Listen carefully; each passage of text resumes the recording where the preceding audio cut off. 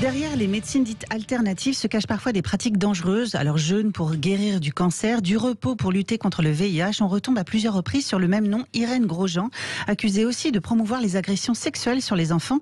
17 profils de naturopathes formés par elle ont été suspendus de la plateforme Doctolib. Pour en parler, on reçoit Jean-Loup Adenor, journaliste chez Marianne, co-auteur du nouveau Péril sectaire aux éditions Robert Laffont. Bonjour Jean-Loup Adenor. Bonjour. Bonjour Jean-Loup Adenor et merci d'être avec nous ce matin sur Sud Radio. Pour commencer, Marine en parlait, Irène Grosjean, cette naturopathe qui se cache donc derrière bien ces 17 profils suspendus par Doctolib. Que sait-on d'elle finalement aujourd'hui ? Alors, Irène Grosjean, c'est quelqu'un qui évolue depuis très longtemps dans le domaine de la naturopathie. C'est quelqu'un qui a une grande influence dans le milieu, qui est connu des associations qui surveillent ses pratiques, de la Mivilude également. C'est une personne qui a formé énormément de praticiens ou de pseudo-praticiens. Voilà. Qu'est-ce qu'on sait d'elle ? Écoutez, sur la doctrine, c'est assez simple. La naturopathie, ce qu'Irène Grosjean pratique, c'est plutôt ce qu'on appelle du crudivorisme, comme Thierry Casasnovas, qui est assez connu également. C'est-à-dire qu'elle considère qu'il ne faut absolument rien cuire et que tout passe par une alimentation crue.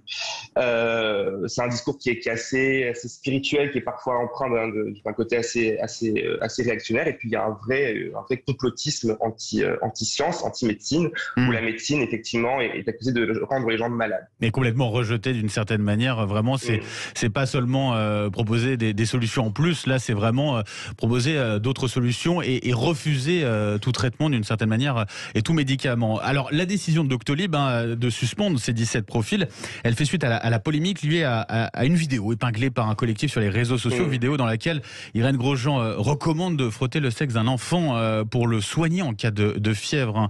J'insiste sur les mots, c'est vrai, je suis désolé de vous infliger ça, mais c'est important parce que tout part de là.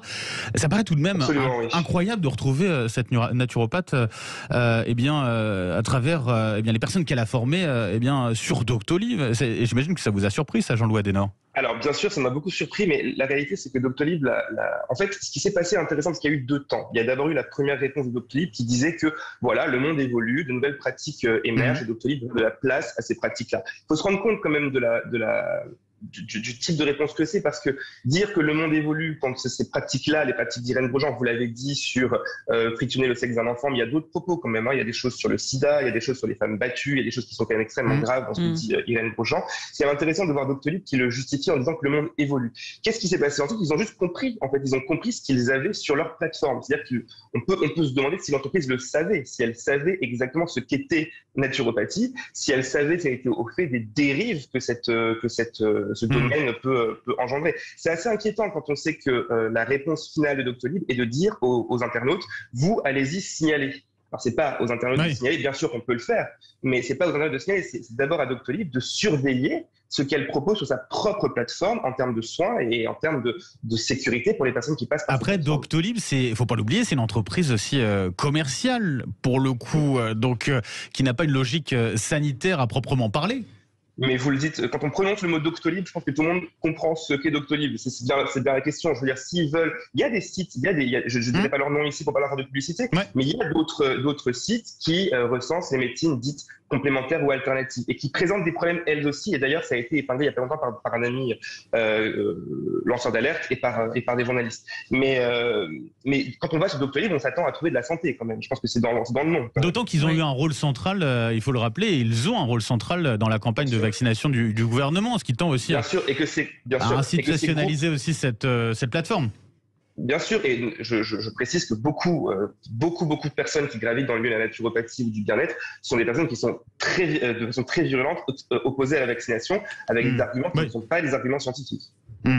Alors, vous parliez de la Mivilude, on le rappelle pour nos auditeurs de Sud Radio, ce que c'est la mission interministérielle de vigilance et de lutte contre les dérives sectaires. Elle a réagi par la voix de son président. Elle indique qu'une mission de travail a été proposée à Doctolib.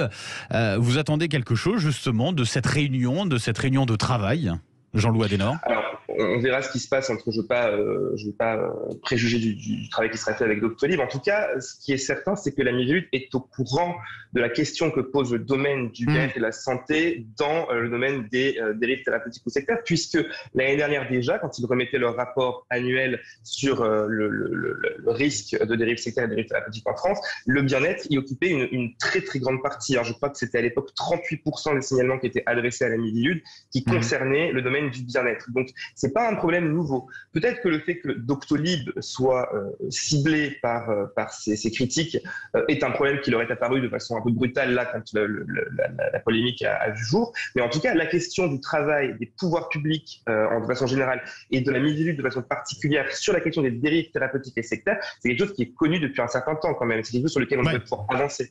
Et sur lesquels ils se sont déjà prononcés effectivement. En tout cas, Jean-Louis Adenor, un grand merci d'avoir été avec nous ce matin sur Sud Radio. Je rappelle Jean-Yves chez Marianne, co-auteur de cet ouvrage Nouveau péril sectaire, paru aux éditions Robert Laffont. Merci et très bonne journée à vous. Merci.